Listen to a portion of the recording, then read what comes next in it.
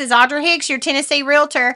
I was going to talk to y'all today about the 8 most charming small towns in Tennessee. So please don't forget to hit that subscribe button and stay tuned because I put the real in real estate.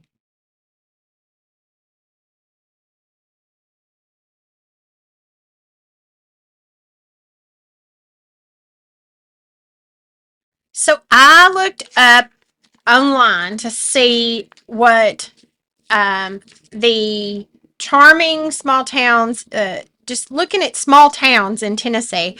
And what I discovered is there's a list of 8 most charming small towns in Tennessee. So guess what ends up being the first on the list?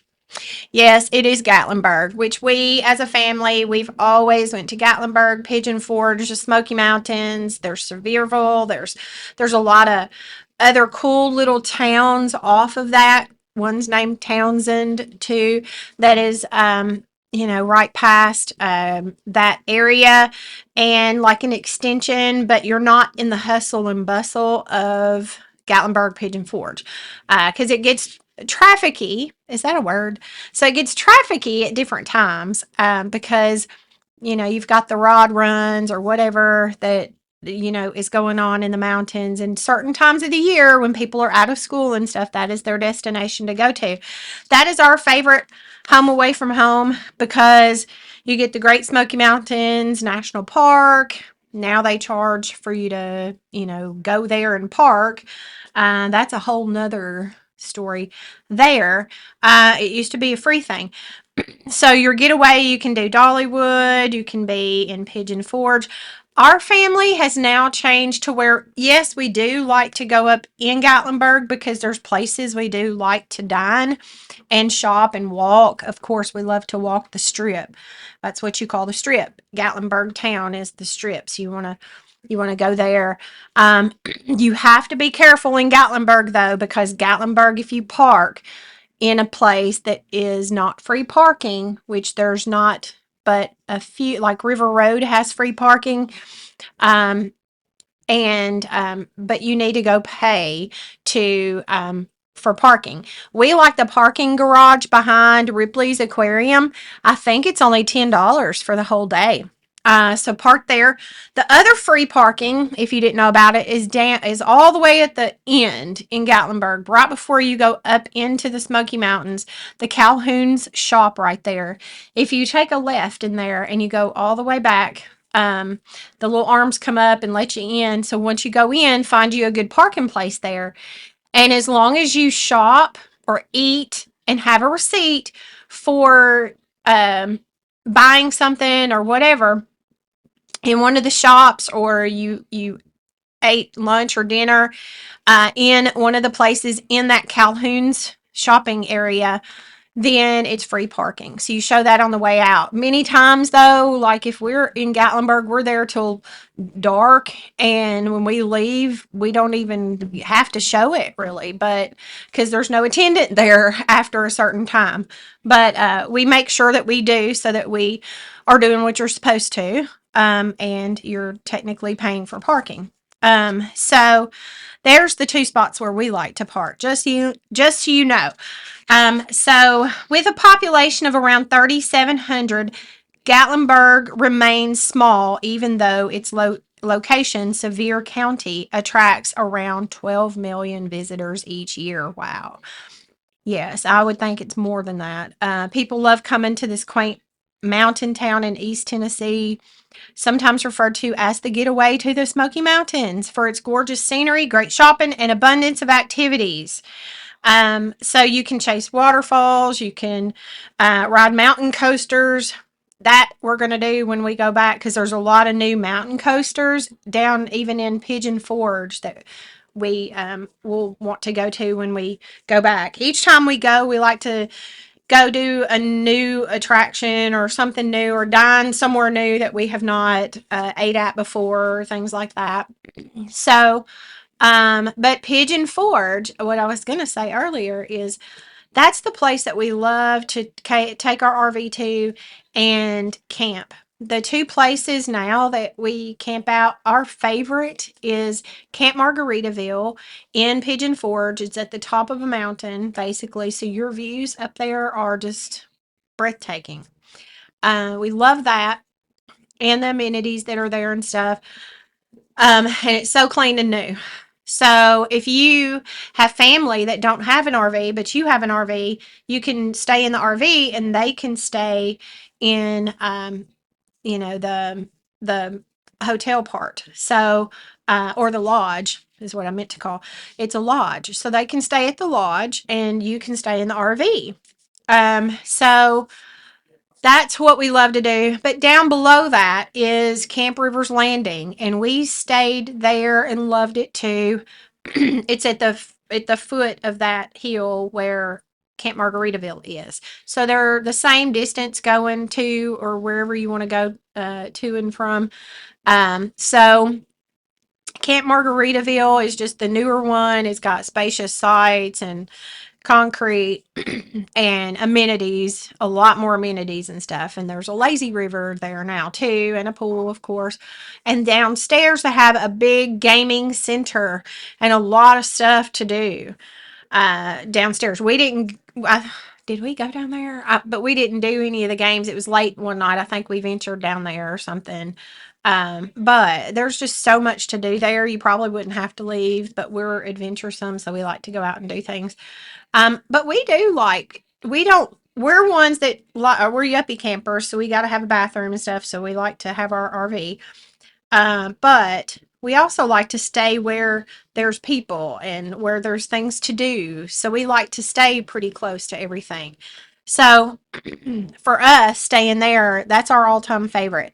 Now, Camp Rivers Landing down below, that's more of your rustic one. It's an older one and it's got actually a creek running through too. So you can stay creekside if you want to. They have some pads or concrete areas, but mostly it's just rock and stuff. So if you like that kind, but it's got a lot of trees. So if you don't want to be out in the sun or anything more and you want to keep your camper under trees and stuff, it's like grown up and mature and stuff down there. But all the sites are closer together than they are up at Camp Margaritaville. So there's that. Then you have Dollywood. You have everything to do in Pigeon Forge. That's what we love now to do is most everything in Pigeon Forge. And then we will venture up to Gatlinburg once or twice. But now when we set up a vacation to go to, it might be 10 or 12 days, and then we might extend it out 1 to 3, 4 days. I think we extended the last one we went out 4 more days.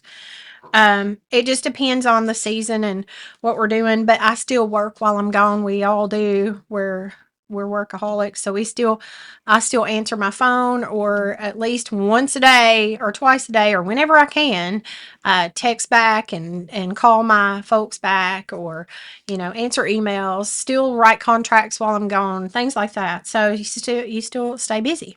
And what do they always say? When you go on vacation, you get busier when you're not there. So I've had to pay to have people show homes or sometimes, friends in the business, they will go show a home for you. Um, so the next on the list, it says, is Jonesborough.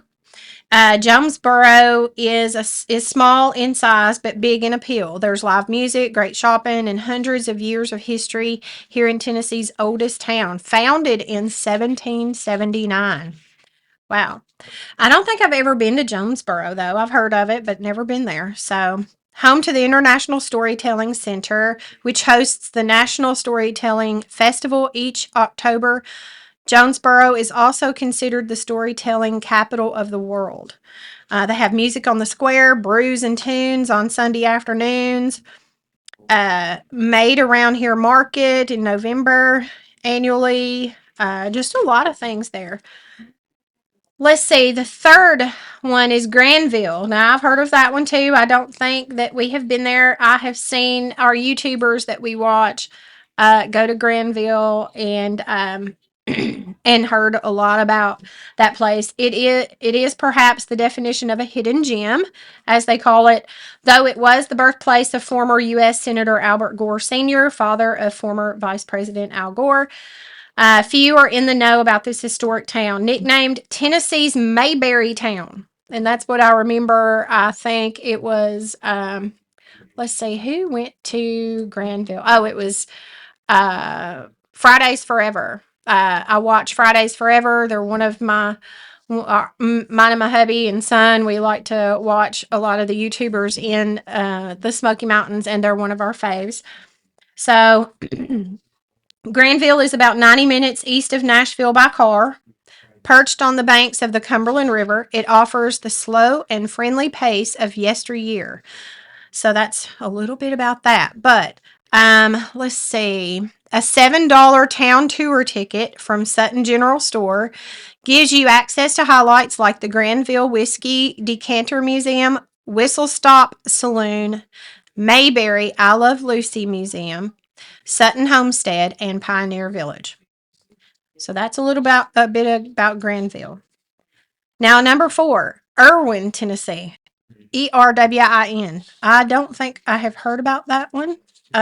If you're a fan of hiking and the great outdoors, head to Erwin, an Appalachian Trail town nestled in the mountains within Cherokee National Forest. So, didn't know that one.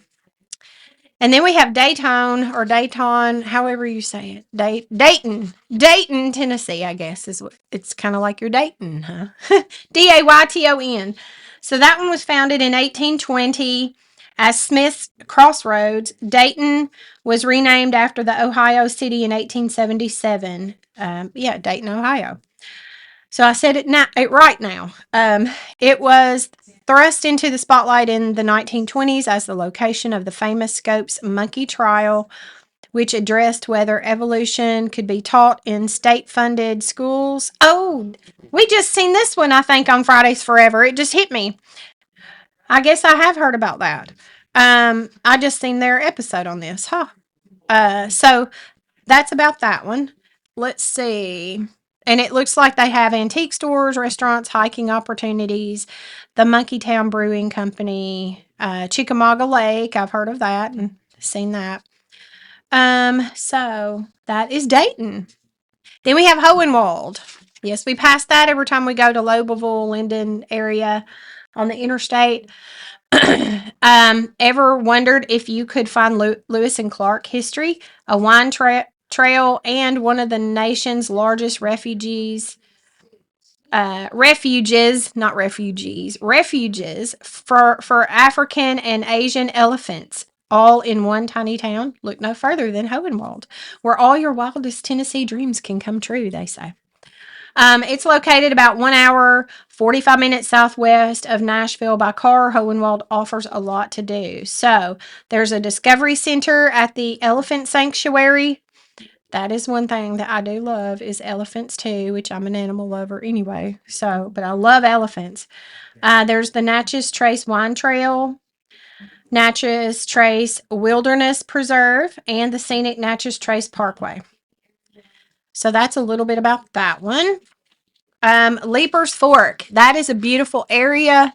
And it's an unincorporated rural village in Williamson County. Leapers Fork is certainly small, population around 650.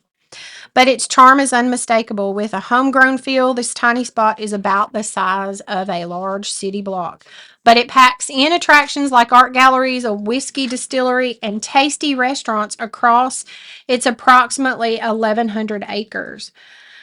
So that we've been there many times. It's just right past Franklin. So that's a great area for you to want to visit too. Love that area and the small town feel there. Lynchburg, Tennessee is the next one. From 1811 to 1813, Davy Crockett lived in a log cabin in this south central Tennessee town. Today, the downtown area is on the National Register of Historic Places. Lynchburg is famously the headquarters of Jack Daniel Distillery. So, the oldest registered distillery in the country, founded in 1866 by Mr. Jack Daniels himself. And I think that's it. I think that was all 8, wasn't it? So, that's that's a little bit about 8 small towns. The 8 most charming small towns in Tennessee. So if you hadn't went to any of those towns, or you've heard about them, it might be something you put on your bucket list to try to go to all of those cities and see what they're all about, and do a YouTube video on them too. So if y'all like my content, please like, share, and subscribe, and I will see you next time. Bye, y'all.